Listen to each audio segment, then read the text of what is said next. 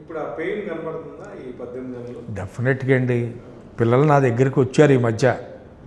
వచ్చి సార్ ఏంటమ్మా ఏంటి పరిస్థితులు అంటే, ఫీజు రింబర్స్మెంట్ పడలేదు సార్, వాడే ఎగ్జామినేషన్కి పంపించేటట్లేరు, హాల్ టికెట్లు ఇవ్వట్లా, మళ్ళీ నువ్వు నెక్స్ట్ సెకండ్ ఇయర్కు థర్డ్ ఇయర్కు నువ్వు రావాలంటే నువ్వు ఎంతో కొంత కడితేనే నువ్వు రా అంటున్నారు.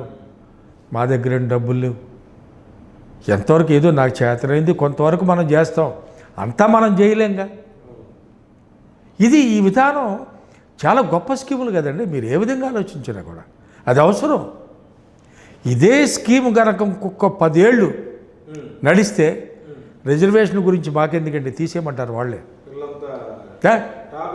డెఫినెట్లీ.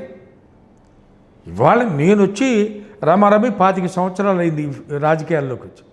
అంతకుముందు ఇంకొక 20 ఏళ్ళ నుంచి మా అన్నయ్య గారి దగ్గర నుంచి నేను దగ్గరగా రాజకీయ అవగాహన ఉన్న మనిషిని.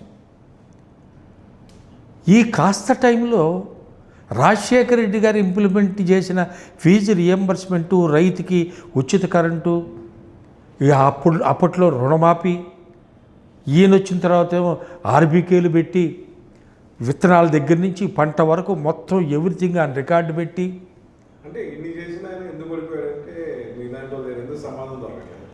సమాధానం నాకు తెలిసి ఒకటేనండి.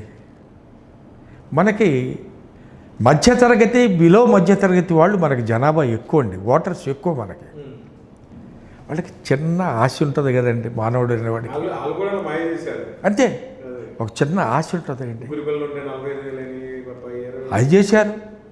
అట్లాగే నెలకి 1500 ఇంటికి ఏ పప్పు ఉప్పు వస్తుంది, దేనికో దానికి పనికి వస్తుంది, ఆడవాడు అన్నీ ఏమి ఇచ్చారు ఆయన.